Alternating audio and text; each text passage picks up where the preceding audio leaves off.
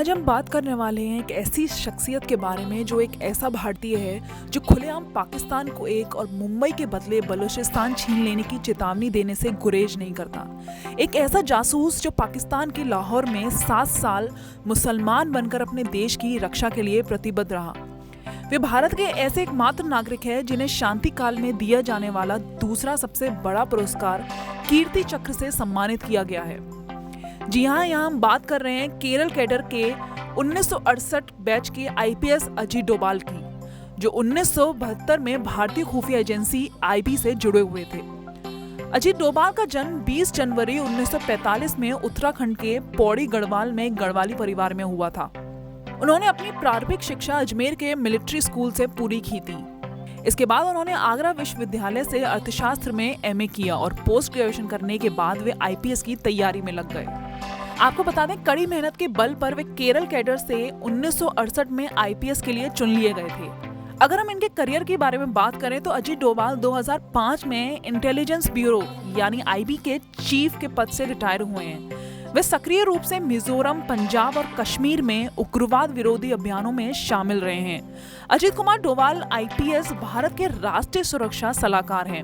वे 30 मई 2014 से इस पद पर हैं। आपको बता दें, डोभाल भारत के 5वें राष्ट्रीय सुरक्षा सलाहकार हैं और इससे पहले शिव शंकर मेनन भारत के राष्ट्रीय सुरक्षा सलाहकार थे। अगर हम बात करें आखिर अजीत डोभाल 7 साल तक पाकिस्तान में क्यों रहे थे, आपको बता दें, अजीत डोभाल ने भारतीय सेना के एक महत्वपूर्ण ऑपरेशन ब्लू स्टार के दौरान एक गुप्तचर की भूमिका निभाई थी और भारतीय सुरक्षा बलों के लिए महत्वपूर्ण खुफिया जानकारी उपलब्ध कराई, जिसकी मदद से सैन्य ऑपरेशन सफल हो सका।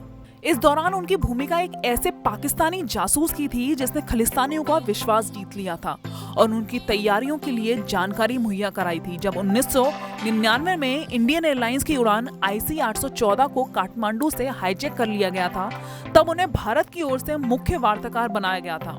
बाद में इस फ्लाइट को कंधार ले जाया गया और यात्रियों को बंधक बना लिया गया था। कश्मीर में भी उन्होंने उल्लेखनीय काम किया था और उग्रवादी संगठनों में घुसपैठ कर ली थी। उन्होंने उग्रवादियों को भी शांति रक्षक बनाकर उग्रवाद की धारा को मोड़ दिया था। आपको बता दें, उन्होंने एक प्रमुख भारत विरोधी उग्रवादी कूका पारे को अपना सबसे बड़ा भेदिया बना लिया था। 80 के दशक में वे उत्तर पूर्व में भी सक्रिय रहे थे। उस समय लल डेंगा के नेतृत्व में मिजो नेशनल फ्रंट ने हिस्सा और अशांति फैला रखी थी, लेकिन जब डोभाल ने लल डेंगा के साथ में 6 कमांडरों का विश्वास जीत लिया था और इसका नतीजा ये हुआ था कि ललडेंगा को मजबूरी में भारत सरकार के साथ शांति विराम का विकल्प अपनाना पड़ा था।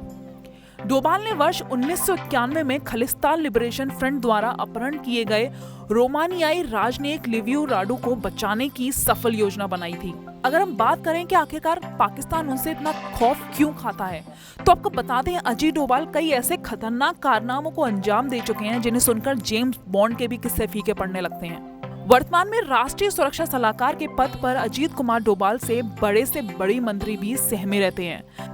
भारत सेना द्वारा म्यांमार में सीमा पार सर्जिकल स्ट्राइक के जरिए अजीत डोभाल ने भारत के शत्रुओं को सीधा और साफ संदेश दे दिया है कि अब भारत आक्रामक सुरक्षात्मक रवैया अख्तियार कर चुका है। अब बात करेंगे अजीत डोभाल से जुड़ी कुछ खास बातों की।